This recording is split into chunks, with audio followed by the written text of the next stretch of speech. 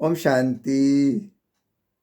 बंधन दुख है देह में, देही सुख आगार। बंधन दुख है देह में, देही सुख आगार। प्रभु पिता की याद से है जा वैभव पार। प्रभु पिता की याद से है जा वैभव पार। अर्थात ज्ञान सहस्त्र दोहांजलि का दोहा नंबर 27।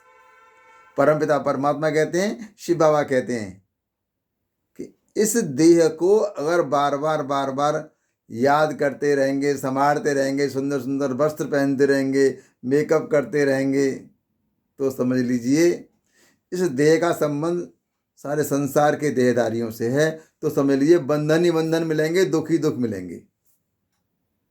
लेकिन इसके विपरीत अगर हम अपने आप को आत्मा समझकर सादा जीवन उच्च विचार के स्लोगन को साथ लेकर चलते रहेंगे तो क्या होगा? परमपिता परमात्मा की हमें निरंतर याद आएगी, क्योंकि देही का संबंध ही परमपिता परमात्मा से है। देही अर्थात आत्मा, देह अर्थात शरीर, और देही अर्थात आत्मा। आत्मा का संबंध तो परमात्मा से है। ओहो हो, कितना अच्छा लगेगा। सोचिए, जिस व्यक्ति का संबंध पिता परमात्मा से हो जाए उसके तो कहने ही क्या है, उसका जीवन तो समझ लीजिए सफल हो गया। क्योंकि उसे चाहिए ही क्या? वह चाहता है किसी तरह से मैं इस भव से पार हो जाऊं। तो भव के मालिक को याद करेंगे तभी तो भव से पार होंगे।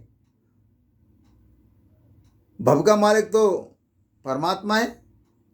परमात्मा के ज्ञान की नाम में बैठ जाइए, भवसागर से पार हो जाएंगे। यही सबसे बड़ी शिक्षा है।